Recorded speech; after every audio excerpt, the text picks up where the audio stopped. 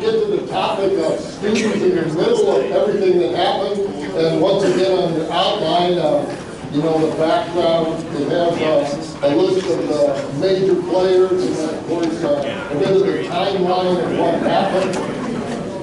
This week, as we're going to talk about that timeline, we're going to be talking about the students that get caught in the middle. And there were basically about 5 periods that we'll kind of rattle down through and talk about today, and hopefully give you plenty of chance for questions if you have some. An interesting thing about this chart that you have of the various different periods that took place during the walkout is how short this period was. This all took place in basically less than a year. And the fall period before the strike and the walkout took place about 4 to 5 months. There was 1 month where the strike was in place, and then there was about a month after the walkout before the student family that went to Seminex cleared off campus and everything. And then the period of rebuilding the seminary already was taking place by March. And by the next fall, there were only 3 professors on campus who had been there a year before. And one of those retired that year, so the next year there were only 2 professors left who had more than 1 year experience at the seminary. That's how radical the change was. Now, as we talk about the students that were caught in the middle of all this, you also have to remember a few things about them. These were very young people. I don't know if you're aware of that, but the sociologists, psychologists, and everything, and neurologists, they talk about the fact that to a great extent, 18 years is about the end of your childhood, 25 years is about really the start of your adulthood. The years in between those 7 years are still very much transition years where you're changing from what you were as a youth to what you became as an adult, which, by the way, tells you why, and the psychologists and everything, and neurologists, they all tell you that the human brain isn't really completely fully developed until about 25 years of age. Not all the wires and all the synapses fit together, which is why when you were parents, as you looked at your teenagers and you looked at them and think, why are they doing that? Don't they know if they do this? No, they don't. Because the wires don't quite go together yet. So you were asking very young people who probably shouldn't have been forced to be making these life-altering decisions were right in the middle of this. And I think we all hope and pray that we didn't make so many stupid decisions when we were in those transition periods and young periods that totally loused up our life. But the decisions that these young students were making basically sent them on a path that was going to strongly alter where they were going and where they ended up. And basically, they had a choice between 2 paths that were basically going like this. Again, by the way, that explains why, you know that statistically you're something like twice as likely to stay married if you get married at 25 versus 18. Why is that? Well, when you're 18, you're basically youth, young people. Between 18 and 25, you kind of grow into what you are as an adult. Well, if you grow this way and your spouse grows this way, fine and dandy. If you grow this way and your spouse happens to grow that way, by the time you're 25 years old, you got trouble in River City. All right. So the young people had to make some life-altering decisions in just a few short weeks and months. Now, for the walkout, I was obviously expecting a big ocean. And afterwards, I become someone very much involved in a lot of things. And I don't want to spend 45 minutes telling you what I did at the seminary, although the articles that you read there were a couple students basically doing exactly that. So I don't want to bore you with regurgitating anything. But some of the things I'm going to say hopefully give you an idea of what life was like for all the students that were there and the decisions they had to make. Now, by chance, in the summer of '73, I was driving from southeast Missouri, where I grew up, to St. Louis in order to do some pre-registration stuff in the seminary. And I happened to flip on the radio to radio station KFUO, kind of curious because Synods Convention was taking place at that time. And here, while I was driving to St. Louis up Interstate 55, the news came on that Convention of Synods had declared the faculty majority guilty of false doctrine. Now, imagine, to put yourself in that place, what if you were driving to your first job and you suddenly heard on the radio that a government agency had determined that 80% of the people who worked in your future place of employment were guilty of fraud, theft, embezzlement, and generally dishonest business practices? What would you do? I imagine that some of you might just turn around and say, I'm going to continue my job hunt a little bit longer. Or what if you were going to the military and were driving to report for duty, and all of a sudden it came over the radio that Congress had determined that 80% of the officers of the U.S. military were disloyal to the United States. Well, you signed up for a 2-year, 4-year hitch, you're stuck with it, but I have a hunch you kind of keep your head down low and serve out your 2 or 4 years and get out of town. Or again, the same thing, you're going off to school, and all of a sudden you hear on the radio you're pre-med, and you hear on the radio the American Medical Association has determined that 80% of the faculty at the school you're going to is teaching pseudoscience and practicing quack medicine. What in the world would you do? Well, you might listen for a little bit and decide if you want to find a new school. But that's exactly the experience that I had coming in as a first-year student. And to say that I was a bit astonished by that it would be kind of an understatement because, very few people really grasped the magnitude of the things that were happening and how fast they would transpire during the next year. I was kind of confused by it, and so what do you do? Well, I decided when I was going to register for the seminary that I was going to register for some classes for professors on both sides to kind of hear what both sides had to say, which was kind of tough because there were only a couple of the conservative professors who had first-year classes, so you didn't have a whole lot of choice. Most of your classes were obviously always going to be among people of one persuasion.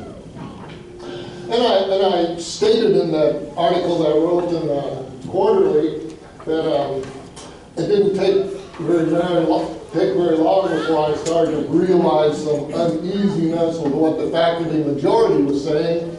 But the real life-changing thing for me was I had chosen to sign up for Dr. Robert Preuss's Intro to Confessions class, figuring that he was the brother of Jacob Preuss, the president of Synod, and if anybody could be articulate about that side of the coin, I figured he'd be the one that probably would be relatively articulate about it.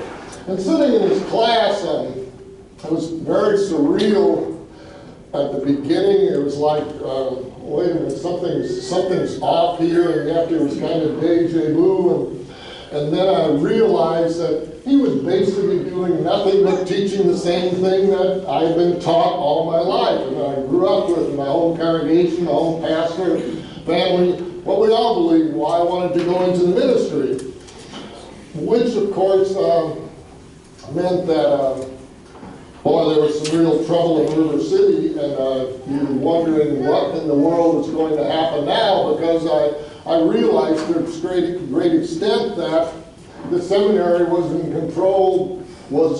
under the control of people who were taking it to a very divergent path from what our Lutheran Church Missouri Synod had always been about. And I've shared the fact that, you know, basically, for a student like me, it gave you one of a couple choices. One was you kind of kept your mouth shut and got through school and then got out and taught what you believe was right and true and what our Lutheran understanding of Scripture is all about, which of course was kind of a difficult position because you realize there was a real possibility that you were going to be in a church body that you were at odds with. And who in the world wants to be in a church body that you're at odds with, or any organization that you don't really believe in where it's going and what it's doing? And clearly, if the majority of the seminary would have had their way and had the control of synod eventually, that wasn't going to be a very pleasant place to be. Your other option is find a new church body. For someone who grew up in the cradle of Missouri Synod, obviously wasn't going to be very happy about either, so the choices for me were bad and worse. And nobody expected anything like what was going to transpire. Now, the seminary basically had about 150 students in each class, the first year class, second year, third year, fourth year. The third year class, of course, was out on vicarage, so there were about 450 undergraduate students plus graduate students, roughly 500 people on campus. And I can only stress, you know, the pain that people from both sides were under. You know, the faculty, it's kind of hard to believe this in hindsight, but there was a member of the faculty majority and a member of the faculty minority who were brother-in-laws. And of course, all those professors had gone to school together, had known each other for years, had taught and worked together. And the students, well, many of them had gone through 4 years of high school, college, and seminary together. There were a couple boys from Perryville that went to grade school together. Grade school, high school, college, and seminary. One stayed behind, one left for Seminex. My college roommate left, one of my best friends over the years. The kid that grew up a couple miles down the creek from where I grew up went to Seminex. Another kid who was first cousin of my best friend from grade school, who grew up about 5 miles the other direction from me, went to Seminex. Although he did come back and ended up serving 40 years in the Missouri Synod before he retired. Roughly 85% of the students on campus were going to leave, eventually left with Seminex. And later when we get to talking about Seminex, you know, speculation about how many of them may have come back, because some of them did, and certainly they were encouraged to come back and go through the process of getting certified in the Missouri Synod. So as I said, and on your sheet there's the distinct periods. You know, obviously students that have been on campus longer were under the faculty majority for a longer period. I started in the fall. So for 4 or 5 months from when school started in the fall around Labor Day until teaching was suspended in January, those 4 to 5 months were under the old faculty. Suddenly, for 1 month, from the time Dr. Cheatham was suspended on January 20th, roughly, until a month later, the next Board of Control meeting, when he and the faculty were told to go back to work or else. You know, when the faculty was dismissed, there was a 1 month period. And then there were about a month while the students who left were still there on campus and all around us and everything, until finally when spring boiler came, they had to clean out and they were part of Seminex, and then there was just a very few of us left. Okay, so we're going to, as you see on your outlines, talk about those particular periods. By the way, any quick question on what we've covered so far? All right, so then that first period, of course, would be before the strike and the walkout. That was the fall quarter and half of winter. Well, so what were the students doing? To a great extent, they were, I must be standing under the speaker here, it keeps coming back. So what were the students doing? Well, there were kind of the two sides being formed, and students who were in favor of what the faculty majority was doing, and then the few students who were on the other side. What were we doing? The majority were being fed and engaged in a constant diet of rallies and public relations stunts and all kinds of horror stories about what supposedly was happening in Synod and depriving them of what was proper in the church. And obviously, the seminary majority controlled everything. You went to chapel, you heard the message they wanted you to hear. You went to the bookstore, and the books that they wanted to be there were in the bookstore. You went to classes, obviously you heard what they wanted to say. You went to the cafeteria, and most of the students were lockstep with them. You went to the library, most of the students were lockstep with them. You went to class, most of the students were lockstep with them.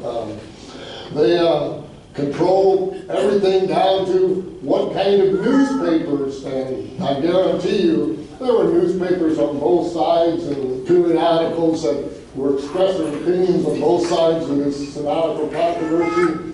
And I guarantee you only one side was ever available on campus, and that was the side that obviously supported the people that were in charge. You know, the minority students, myself included, we were not very visible or outspoken. I'm always reminded of my brother-in-law, who I had a brother-in-law who was in Vietnam. And he was in the Navy, which you think, well, might be a relatively safe place to be during the Vietnam War, except for his assignment was riding gunboats on the Mekong River. So if you know anything about the Vietnam War, you know that wasn't the safest position to be in. And I asked him one time, what did you do during the war?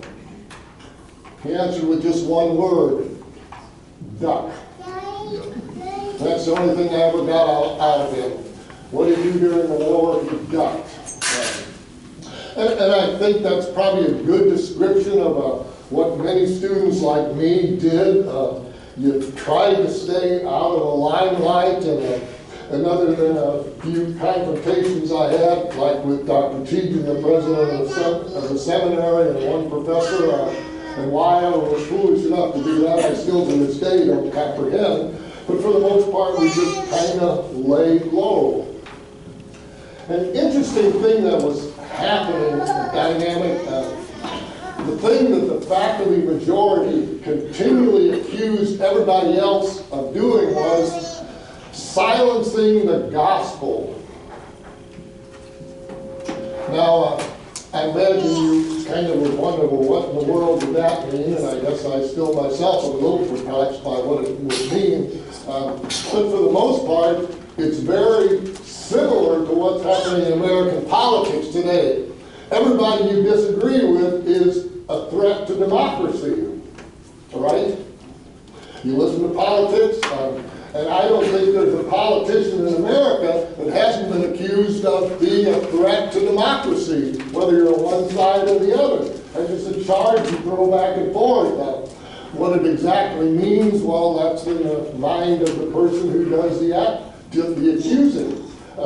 Silencing the gospel was time and again the accusation that the liberals threw against the conservatives, and whether they were professors, students, or anywhere in Synod, you were guilty of silencing the gospel, which I guess meant something to the effect that you were guilty of trying to prevent them from putting out their perception of what the gospel was.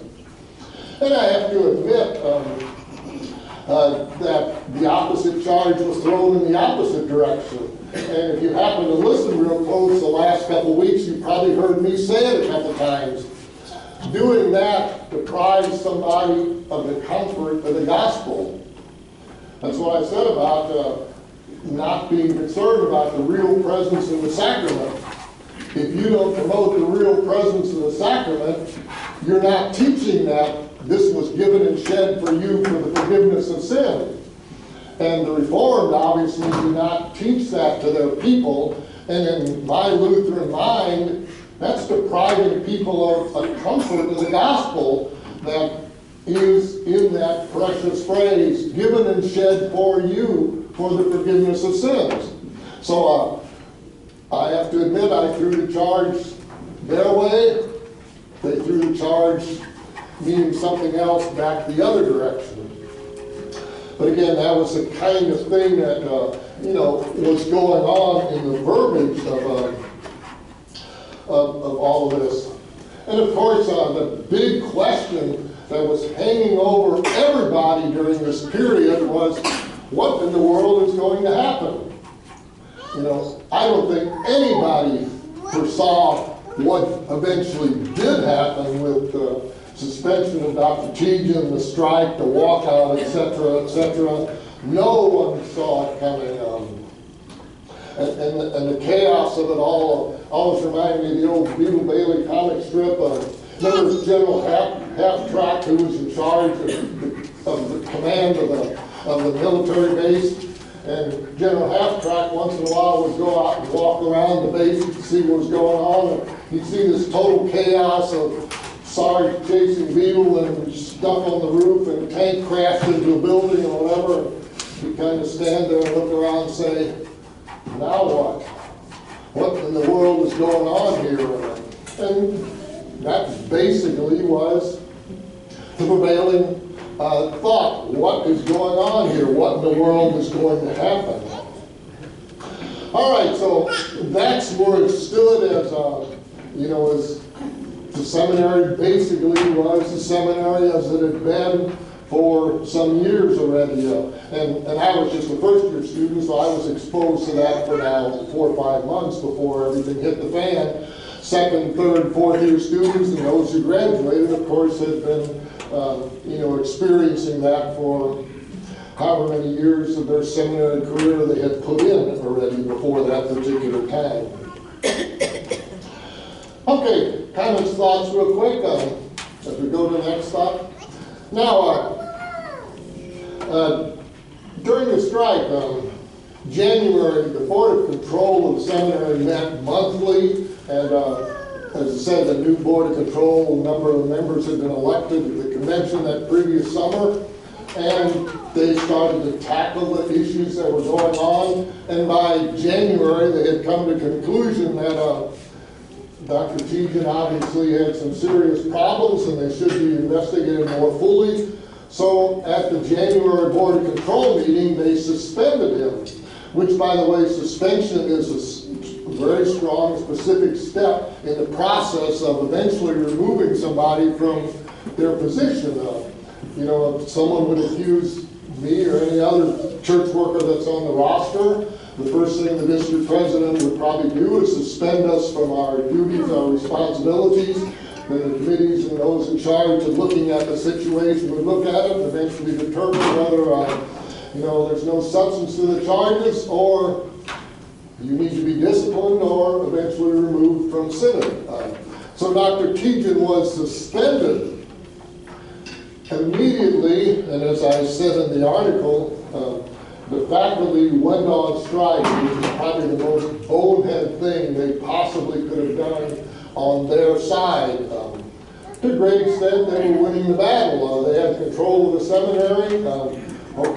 Teaching case was brought up. It would take a couple years to adjudicate it, and then there'd be a few more years for the Board of Control could tackle some of the other problem faculty members, and by that time, another 5 years or so had passed, and the church body could finally easily say, guys, just knock it off and let's done with this.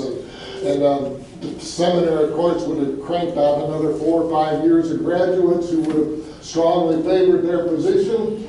There's a good likelihood they could have had control of synod. It'd be a very different church body than you'd be a part of today. They, however, went on strike, and it gave the Board of Control an option then, a month later when they met the next Board of Control meeting a month later in February, roughly February 20th, they said to the faculty, you go back to work or else. They refused, and the Board of Control summarily fired the entire faculty, except for the conservative minority who were continuing to teach classes. And the world, the Senate is very different because of it today. And very soon the students would stage a walkout, and of course there was a short period of about a month where here you were a student on campus, and if you were attending class, you were one of a handful, because there were great numbers of students of the even conservative minority, which wasn't very big in the first place. There were numbers of those who had no classes to go to, even if they wanted to, because all their classes were with the faculty majority who were on strike, and so there were simply only a few of us students who happened to have a minority professor who had classes to go to. And that's what we did. Were we brave about it? Well, the meeting where the students voted to walk out in sympathy to the faculty who had just been fired was at the end of the chapel meeting, was basically chapel time in the morning. At the end of chapel, the next classes would begin, and I and a couple other students who happened to have a class with the conservative minority were heading to class with a campus completely covered with TV cameras, reporters, newspaper people, everything under the sun. And basically, I remember sitting in my room figuring out a path we could take, going down a few back corridors and slipping around the back of the campus and slipping into the classroom student classes without running into any professors, students, TV cameras, newspaper man, reporters, just to try to stay invisible because of the fact that and the pressure was on for the other side of the coin. Interesting period because of the fact that you were sitting there on campus during the strike, and technically we were the only students because we were the only ones going on strike. But you went over to the library, who was there? The majority of the students on strike. Went to the cafeteria, who was there? The majority of students on strike. You went to a basketball game, who was there? The majority of students on strike. You know, it was a new campus. These guys had walked out and said, we're no longer students here, and yet they were everywhere. Both during the strike and immediately the roughly month or so afterwards, after the strike. And of course, I'm transitioning in both periods during the strike and immediately afterwards. And obviously, they had paid their fees for winter quarter. They had paid their room and board, so they had a right to be in their dormitory. They had a right to be eating over at the cafeteria. They had paid for it, so there they were. And on my floor of the dormitory, there were 3 of us who stayed with the seminary, and the floor probably had about 20 people, so about the other 17 to 20 walked out. You went to your own dormitory, and 80 to 90% of the students on your own dormitory floor were technically not your classmates anymore because they had gone on strike and walked out. Will you ask a question? Okay. All right. Quick comment to anybody that? Yes. If the professors had the majority behind them, like what would motivate them to go on strike? What were they trying to achieve? Probably the simplest answer is that they were absolutely convinced that the congregations and the people of Synod would rise up in support of them. And they were expecting a whole different outcome. They were convinced that, and clearly at Synod's convention, the resolution, the things that elected Dr. Jacob Price as president of Synod, and that had passed the resolution declaring the faculty guilty of false doctrine, those had passed by a relatively slim majority. The faculty was convinced that, at the very least, half the Synod was in favor of them. And truthfully, we got our story out way many more. Kind of like politicians all the time. You ever listen to a losing politician, their concession speech? What do they say? We didn't get our message out. And people didn't understand what we were stood for and what we were trying to do. Excuse me, what about the possibility that most of the voters disagreed with you and agreed with the guy on the other side? But again and again, you'll hear politicians say exactly that. We didn't get our message out. They didn't understand our message. If they would have really understood, they would have voted for me instead of this schmuck who won the election. That's the mentality you hear in politics. That was a mentality among them also. They were convinced they were going to make such a bold statement, everybody was going to rise up in support of them. Okay, answer your question, yes. Was the faculty majority like a well-defined list of people? Yeah, of course, there was everybody who stayed in support of President Tejan, and of course, they were self-defined in that, they all were opposed to Synod's resolution, and they all were feeling that they were wrongly accused of purveyors of false teaching. And we talked about that a little bit last week, so I have to keep the answer kind of short here. But I did talk about last week that they were still a very diverse group, that from guys that have been very comfortable with, but guys that did not belong in our church body. Okay, yes. Did they identify the professors that were accused of teaching false doctrine? Yeah, there were general things. For example, some of them were blanket accusations, and had the faculty said, after Synod Convention and after the Blue Room Report and everything, it had the faculty said, we don't teach that. And basically, if a crime has been committed and we're trying to investigate, a bunch of people did this, were you one of those guys? Well, if you won't even stand up and say, I wasn't there, I wasn't one of those, where does that leave you? And their position basically was they refused to acknowledge that these things that had been identified were wrong. Well, if you refuse to acknowledge they're wrong, you're obviously going along with things that have been declared to be improper.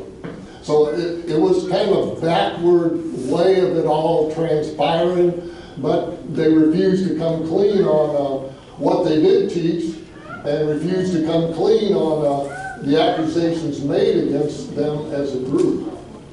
Okay, does that answer your question, kind of? Yeah, and unfortunately, it was a kind of situation back at that time also. Now, eventually, of course, these students walked out and they left, and obviously they finally cleared off the campus, and it was kind of a depressing day when those of us who were left were moved into the tiniest little dorm on the campus, because that's all the room we needed for all the students that we were.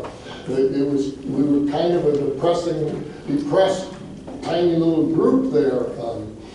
But a very interesting thing for those of us who stayed behind, there was still a great area of consternation for us. While we were glad to see what had been was gone, the question was what was coming. We were basically buying a pig in a poke, as the old expression goes, not knowing what a new faculty would be about and what they would be like. And the biggest fear we had, or at least the biggest biggest fear I had, and probably I speak for a lot of others, were we going to get these kind of head knockers who were going to spend their life ranting and raving about what the other guys are doing that's wrong? We were at the seminary to be trained to be pastors, and the kind of head knocking always that can take place. Let me give you an example of what I'm talking about. After I graduated, I took my first call to Iowa, and then I took a call to Western St. Louis County congregation, St. John Ellisville to be exact. And I got there, and the congregation had 2 Bible studies that they offered every Sunday morning. One was in the main fellowship hall, just basement of church, just like here. The other one was over in the library, and as the associate pastor, I was going to take over that one. Well, who was teaching it was a retired pastor that, I have to say, fortunately, was moving out of town, because I'm afraid if he'd have stayed, he'd have remained in that class and been a shadow teacher the whole time I was there. But I sat in his class for about 4 weeks before he left, and I was transitioning, was going to take over. Here's what I heard. If the Bible verse we were talking about was talking about the Lord's Supper, he would talk sin and politics. If it was talking about the Holy Spirit, he would talk sin and politics. If it was talking about justification, he would talk about sin and politics. Now, folks, this is the 3rd week we're on this, and I hope I've held your attention a little bit and everything, and you found it interesting and informative, and hopefully maybe somewhat a little bit edifying. But would you guys want to listen to this for the rest of your life? Would you like to come here every Sunday morning and this is all you hear about sin and politics? I think I'd probably empty out the room pretty darn quick. We were concerned, was that the kind of faculty members we would get in? Well, fortunately we didn't. We got some very good people that were very much concerned about training young people for the ministry. And yes?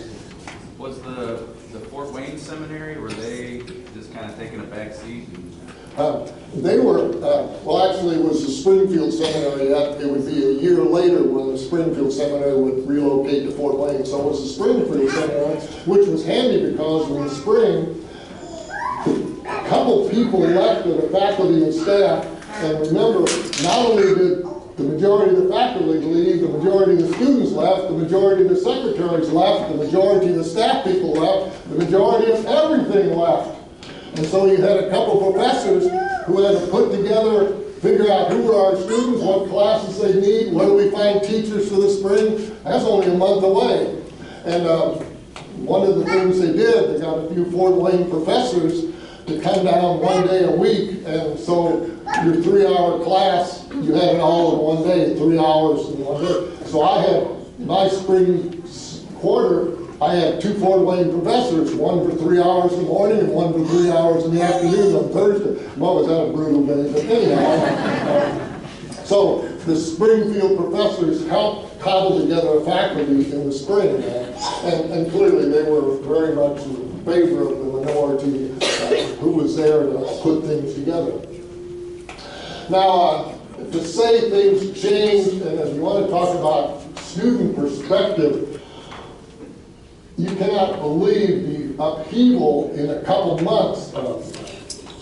All of a sudden, all the people who were running everything were gone. And the students' government, the students who were covering school jobs, campus jobs and stuff, they're all gone.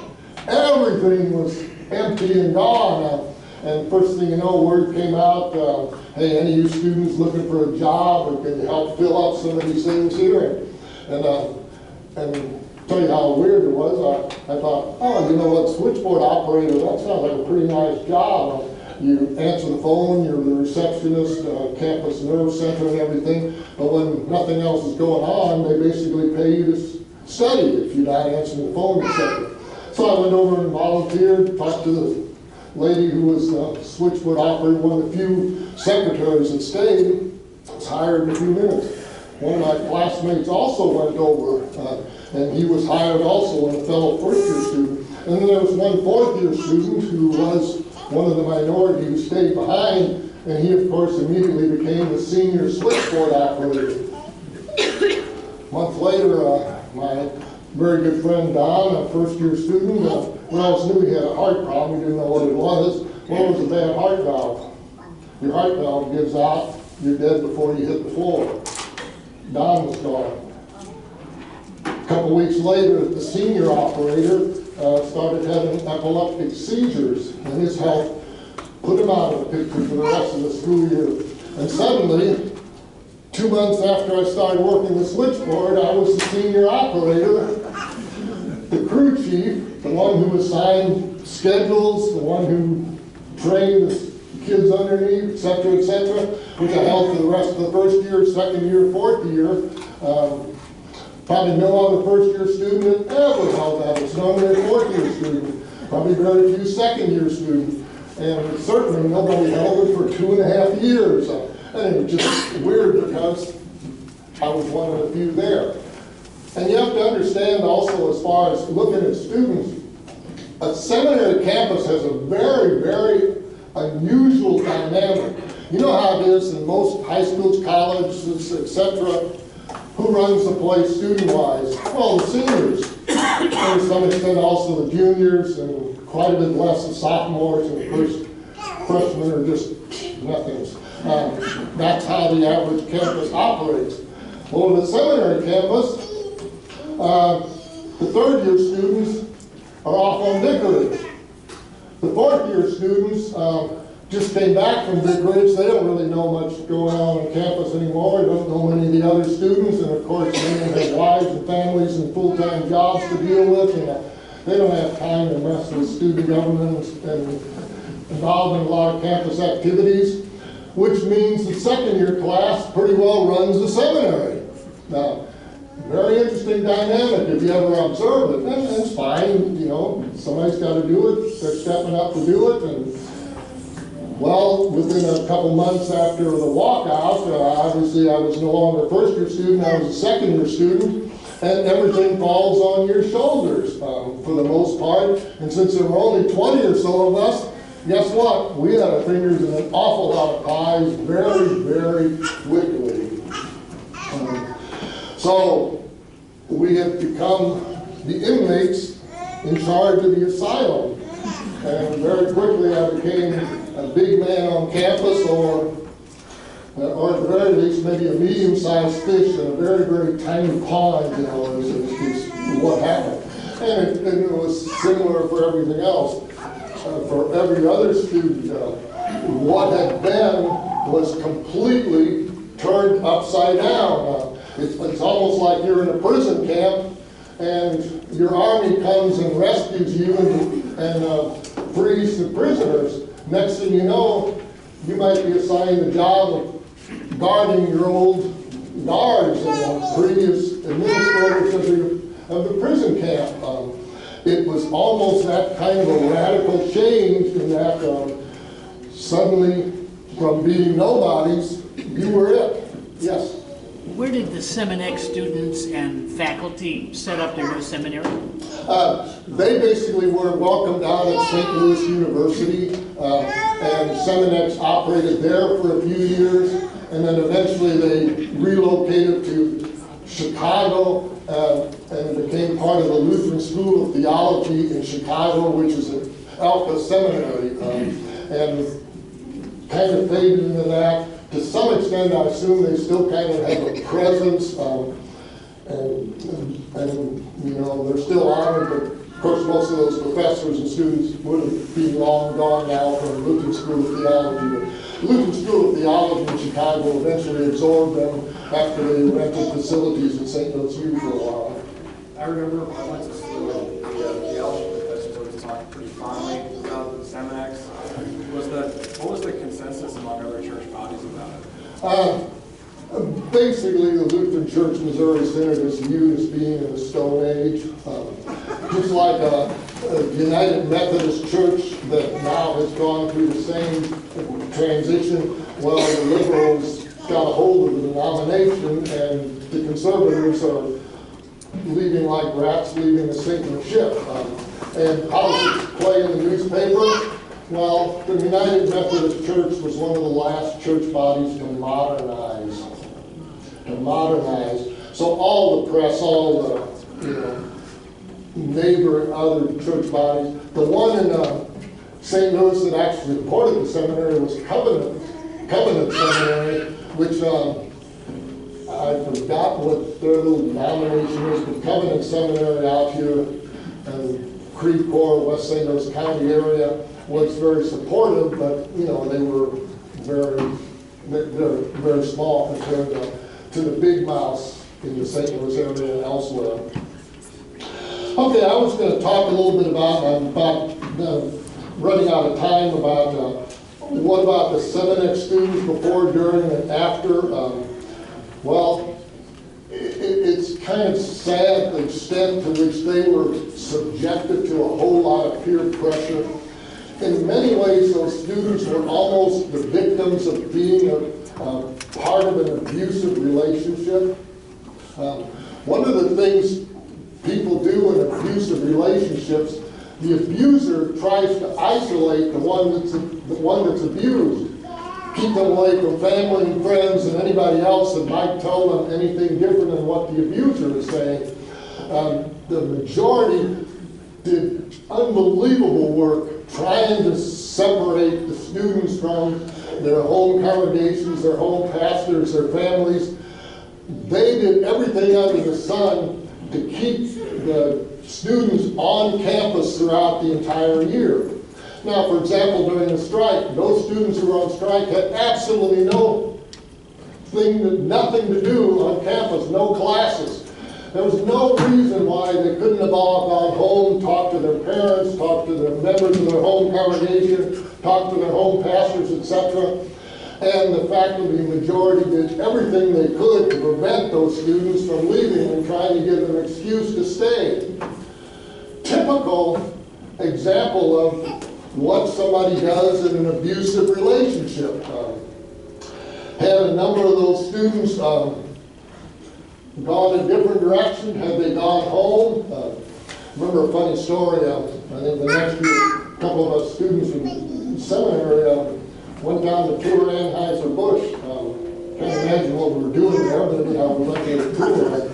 And the tour guide apparently picked up on something he heard a couple of us students say.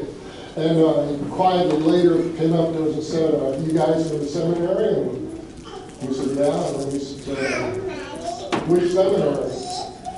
And one of my classmates said, "The seminary," obviously pointing out that it was Concordia. And the guy just stood there and didn't react. And I finally said, "Does that meet with your approval?" And he said, "Oh yeah, I don't go for the seminary stuff." I have a hunch an awful lot of students would have heard that if they'd have gone home. There were 5 students from Perry County where I grew up that went to Seminex. When later Seminex finally decided, let's get our story out to the church and prepare a PR packet for the students to take out to their home churches, I doubt that any one of those would have been welcome to say boo in their home congregation down in Perry County, Missouri. And many of the other students would have had a similar reception had they tried to go out and pound the table for the seminary stuff. And that, of course, was, as somebody else asked earlier, why in the world would they do that? Well, they were convinced they were going to get a different reception than what they did for most of the church. To what extent did peer pressure operate with the majority of faculty members who walked out? Yeah. Because it would concern me a whole lot if 80% of the faculty there was teaching false doctrine and they represented that factor. I think it was the old Revolutionary War mentality. We either got to hang together or we're going to hang separately. That was their mentality, and so they circled the wagons against everything out there, even when a number of the people inside the wagons weren't necessarily, they were probably closer to the synod than they were to than the extreme ends of the faculty majority, but they basically circle the wagons out of their probably belief that was their best chance for self-preservation.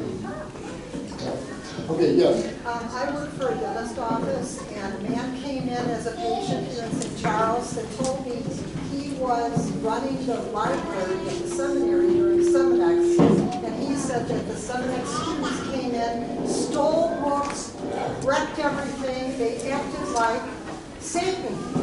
He said, and this is a Baptist man, you know, getting a little taste of what Seminex was all about. Yeah, and what the behavior was, and everybody on both sides is still debated to this day. And there were accusations that some of that took place where some of the students and faculty took stuff they weren't supposed to and damaged stuff they weren't supposed to. I personally am not aware of it, so I can't comment on that. In the frustration of the time, I wouldn't be surprised if some of it happened. Okay, well, maybe one last thing. Financially, how did the seminary continue? Who paid the bills? You know, just the electric and all that is Board of Control? Yeah, of course, up until the time that the majority of the students actually left for the spring quarter, they had paid their bills. So the money had come in, and the bills were paid, and of course, Synod would have been behind what was needed to keep the place open. I, of course, and many naively thought, well, we maybe should shut this whole place down and get things sorted out again, not realizing how critical it was to keep the seminary open at all costs. And Synod and the Board of Control, we're going to keep the place open at all costs, even if there are only 5 students left, because they realized how critical it was to break the back of those who were striking and were leaving and everything. So, yeah, the bills, that would probably been the last thing anybody was worried about, because Synod was going to keep the seminary open. Okay, well, we unfortunately have to close. I have some more material, but time roars when you're having a good time, right? Let's close with prayer. Gracious God, again, we thank you that you have given us the church that proclaims Jesus Christ as our Savior. Help us to understand also that the visible church here on this earth has its flaws, makes its mistakes, does things wrong, and sometimes scandalizes itself. But yet, with this imperfect product, with the imperfect pastors and us, we are still your people, still under your grace, still under your mercy, still receiving that good news of the forgiveness of our sins through Jesus our Savior. Amen.